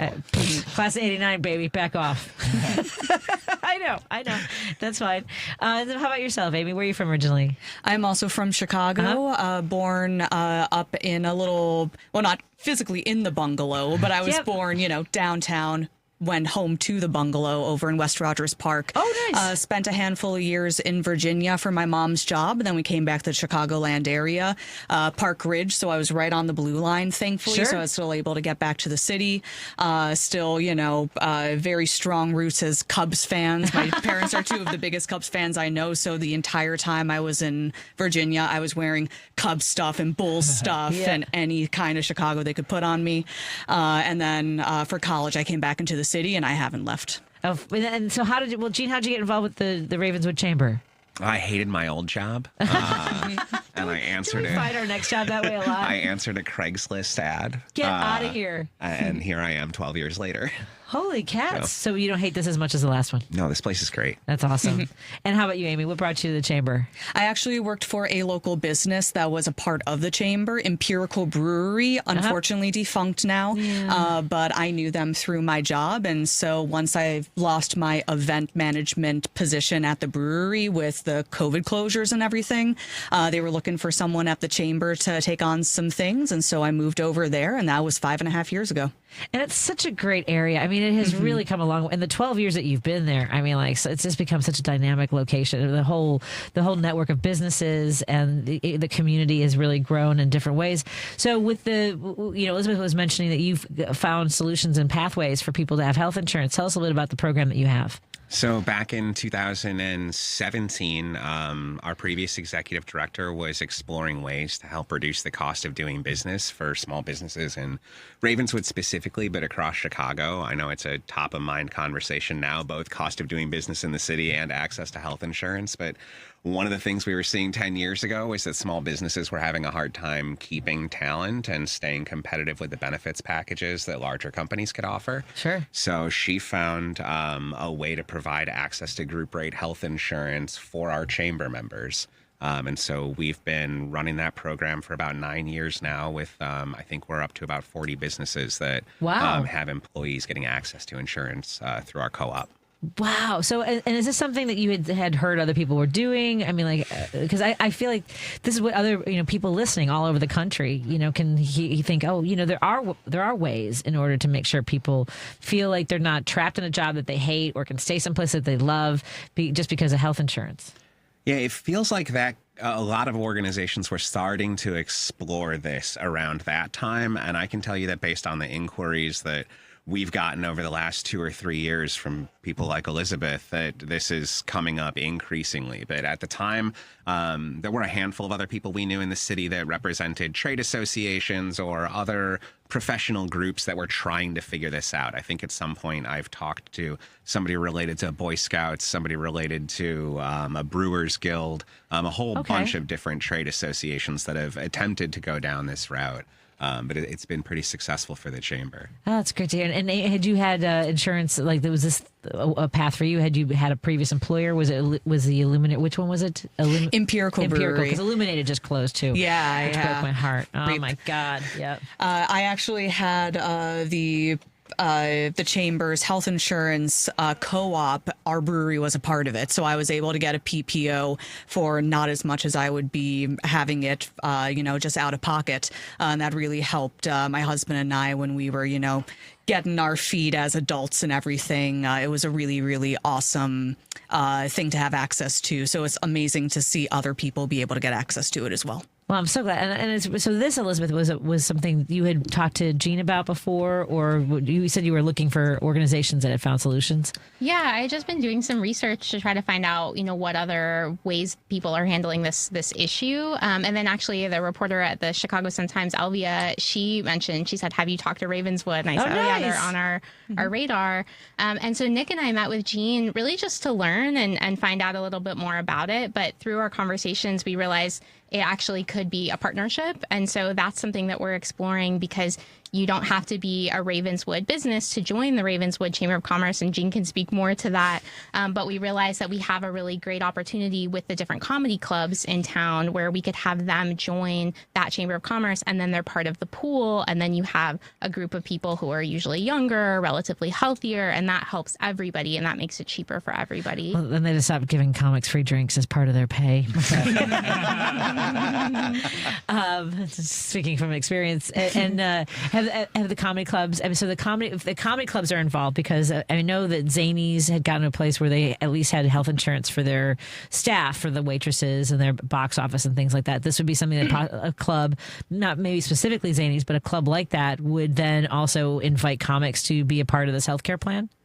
Yeah. Do you want to talk about Lincoln Lodge, Nick? Lincoln Lodge. Yeah, that'd be initially, great. Our plan is to do our pilot project with Lincoln Lodge, and I know Smart. we're coordinating a meeting and seeing that through. But that's our plan to do in the fall, or I know they do a rolling enrollment, so that's so lovely exciting. too. I mean, like my heart. This is so great to know that comics could have an option. Yeah. All the employees there would then be eligible under Lincoln Lodge's membership with the Greater Ravenswood Chamber of Commerce. And I think what's been interesting about this whole experience of looking for unlikely partnerships is that initially we were talking about marketplace, ACA, Obamacare options, and they were never that great, and sometimes they're very hard to maneuver. And we're interested in like this overlap that we see with comedy and chambers of commerce, and even some Christian work. We're talking to some Christian health clinics, and right. It's just, I think in this time, like for collective action, is gonna be like a weird overlap of maybe Comedy, Christ, and Chambers of Commerce, then I never would have thought I would say those in the same sentence. But the 3 C's. Yeah. Isn't it wild how much it like all, and this is great work, and yet it's just painful to know that you have to do this much, like sort of scrambling to like put this all together, and we know that for a country that has so much wealth and spends so much money in ways that harm so many people. At any rate, I'm so excited to be a part of this. So tell us, Elizabeth, about the event, or whoever wants to tell us about the event on Saturday and Sunday in July. They can speak more to it. Yes, they invited tell us us to about do the Ravenswood comedy. Tap music and comedy events. Yes. Sure. So this will be our 9th year of Ravenswood on Tap. It's a street festival, July 18th and 19th along Ravenswood Avenue from Berthoud to Belle Plaine. So just a little bit south of Montrose Avenue. The event brings together the breweries and distilleries and wineries of Malt Row. So we've got 8 local breweries, a winery, and a distillery all within 1.5 miles of each other. So unlike a lot of other events where you're going to be drinking the same 3 or 4 beers, or maybe even the same 6 from some regional partners, this will be an opportunity to taste all of the beers made within 1.5 miles of the festival. That's great. And so we pair that with some of our favorite bands from across the city. We're really excited about the lineup this year because it is all local and independent musicians. We don't have any cover bands this year. There might be a couple covers throughout the weekend, but these are all people who are on local labels that are playing at clubs around the city throughout the year that we're especially excited to highlight. And then after meeting with Nick and Elizabeth a couple of weeks ago to talk about a health insurance collaboration, we kind of got on the subject of whether there were other places that we could partner, and this idea of bringing some comedians to jump up on stage with us at On Tap over the weekend kind of sprouted very quickly, and now you're a part of it also. Yeah, I'll be happy. I'm more than happy to wrangle audience members too, because at a fest like this, I mean, like people will be standing around. Are you gonna have like dedicated like chairs, like rows of chairs or anything, or is it all kind of a standing area? There'll be some seating. We've got some tented seating and some kind of like beer garden area for people to mellow out, and then there'll be one big stage, which Saturday is going to be mostly punk and rock bands, and then comedians interspersed. And on Sunday, we've got a pretty exciting like honky tonk and blues lineup. Oh, wonderful! I'm so excited. That's the Ravenswood On Tap Craft Beer Music Fest this Saturday and Sunday, July 18th and 19th. Again, there'll be comedy and music, and we're raising awareness as well for HACK. And you can go to ravenswoodchicago.org. This is the Ravenswood Chamber of Commerce, and an event that brings together 8 breweries, 1 winery, and 1 distillery. Is that right? We'll talk more about those when we come back on WCPT 820 Heartland Signal, KKNW 1150 in Seattle, KTNF AM 950 Minneapolis, St. Paul. I'm sorry you guys can't make it, but yeah, hey, there's time to get a flight into Chicago. I'm just saying. Fares are pretty good. More after this as well digitally on Facebook, YouTube, and Substack with Minocqua Brewing Company. Stephanie Miller. I get to say my favorite sentence in the entire world. Here comes Kathy Griffin, hero of democracy. Hello. How are we going to do this? Because I know we're both going to want to talk at the same time because it's a love fest. I am so in love with you. You are so important and wonderful and funny and brilliant, and you are who I aspire to be. No, you. When I grow up, I want to be you. No, you. No, you. Stephanie Miller, weekday mornings 8 to 11 on WCPT 820. WCPT replay. Karen in Chicago. I have to say this. You know, you talk about the progressive voices that we need. WCPT, Heartland Signal, is one of the most important lineup of voices out there for progressive ideals. And, of course, you know, Richard Chew comes on before you guys. Right. Love him. Absolutely. Why does he not name his show Chew on That? I would like that better. Chew on this. Choose Views. Choose News. Choose News, that's what it's called. Yeah, it's called Choose Views. But I'm just saying. News. And it is so important, and we do need to, for anybody out there that they're talking to friends and relatives who are just completely freaked out and in despair, tell everybody about these progressive resources. Keep listening to WCPT 820 because facts matter. You know the national parks, but you may not know that they're supported by a strong foundation. A foundation for the future.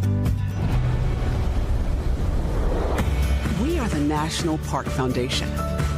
And together with your support, we are building a bold future where national parks are vibrant, protected, and welcoming. Today, tomorrow, forever. Donate at nationalparks.org/foundation. Chicago's Progressive Talk, WCPT 820, where facts matter.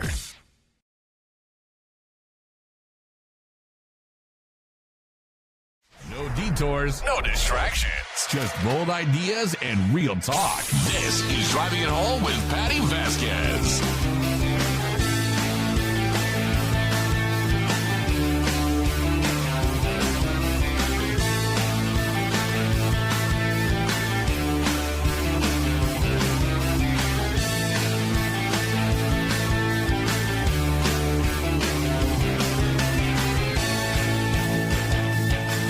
So much for joining as we continue our conversation here at WCPT 820 Heartland Signal, KKNW 1115 Seattle, KTNF AM 950 Minneapolis, St. Paul. Hello to our friends who are watching digitally on Facebook, YouTube, and possibly on Substack, where Minocqua Brewing Company now carries our show.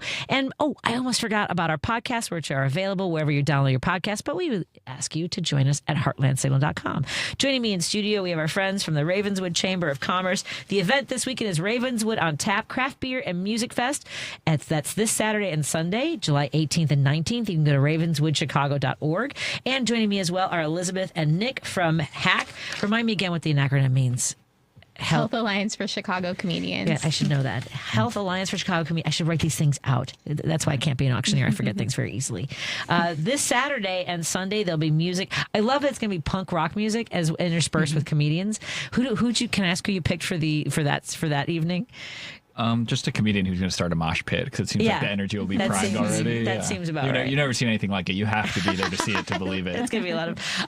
So I asked about the chairs because I've done like the Irish American Heritage Foundation's of Irish Fest, and it's just I find myself like I would be running around like we're doing a comedy show. We're trying to direct people to the stage, especially if you're doing it for the first time. But I am more than happy to encourage people to come and enjoy some fun stuff. And so we mentioned the breweries. We mentioned there's going to be 8 breweries, so I can name 2 at least. I know that there's Dovetail and Beguile, and then who are our other 6? Can we see if we can do this without the cheat sheet? So you said Dovetail and Beguile. So Demo Brewing, Cultivate by Forbidden Root, Hop Butcher for the World. Nice. Hop Butcher for the World. Was Brewing. Nice. Spiteful Brewing. Half Acre. Oh, that's the 8.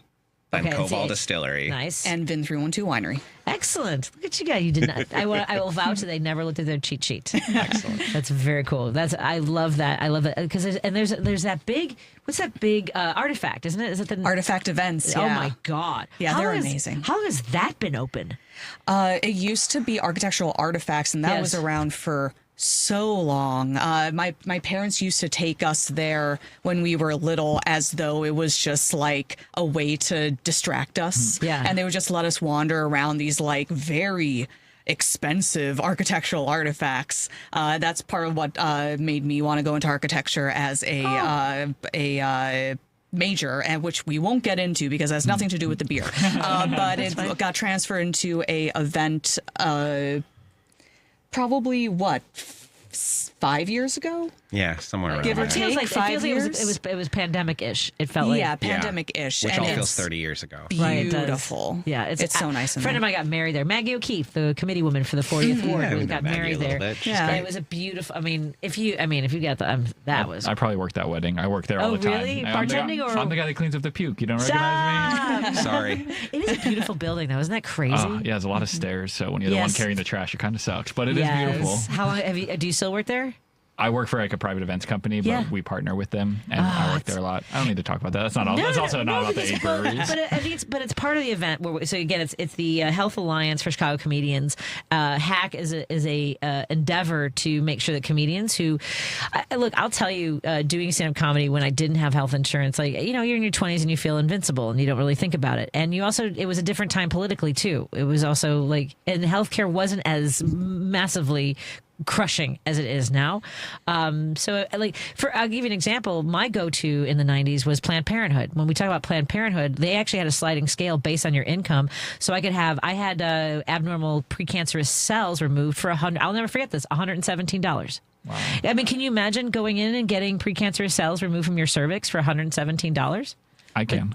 I mean, today I don't even know. Like, I don't know how Planned Parenthood works it now, but like that's essentially what we're talking about, is giving people the opportunity to be able to have happy, healthy, safe lives and still do what they dream of doing or what they're good at and what their path is. Anyway, that's just, I'm going to step down off my soapbox. What? It's your show. Yeah, no, but it's that's why I'm more than happy. Whenever you call, I answer. That's all I'm saying. And for the comedians, have you? Because I know that there are comics who do hold on to their date. Like, a lot of them burn out and don't come back to comedy. Yeah, absolutely. And that's also part of what we're seeing is, who's able to actually take the risk and go out and try to make it as a comic. And it's people who have independent wealth. It's more white people. It's more men. We're not looking at you, John Mulaney, but go ahead. Yeah. And, part of what we see our goal He's also as, talented, but yes. Yeah, he's talented. But there's plenty of other John Mulaney's, Mrs. John Mulaney's out there. Yes. Not I know Olivia your Munn, name. but Yes. you know what I mean. Amy Schumer is also connected. Go ahead. Yeah, there's plenty of other people who are funny enough and people would be receptive to what they're doing and the way that they do comedy, but they just need someone to help fill that gap. Yeah. And it's a totally reasonable thing to do, to look at the situation and be like, this isn't worth it. I'm not going to quit my day job to go tour. It may work out, it may not. But if you have the resources, if you have a community that's supporting you, it makes it so much more likely that talented artists will be able to live out their dreams. And that's better for everybody. And I know I'm running out of time, Paul. Give me 1 second. I just want to say this. Comedy, doing stand-up comedy is a job. It does provide a service. People who own venues rely on those services in order to sell their drinks, in order to bring people into their establishments, for fundraisers, for other kinds of events where they always want a comedian. It is a job. I just want people to know that. And this is parity, this is equality, and this is making sure that everybody's safe. And now my show's over. I apologize, everybody. I have the last word. The event is Ravenswood on Tap Craft Beer Music Fest this Saturday and Sunday. Go to ravenswoodchicago.org. What time does it start? Noon, both days. Excellent. All right. Thank you, everybody, for joining us. And where do people go for HACC? ChicagoHack.org. Yes. And Patti Vasquez is on at 1 p.m. on Sunday. Thank you. 1 p.m. on Sunday. Thank you, sir, Paul. Good night, everybody. Thank you. Progressive knows you could have easily taken the freeway, but you took the scenic route to see a waterfall and an oddly busy boiled peanut stand. Discovering the unexpected is exactly why you bought an RV, so protect it with a bundle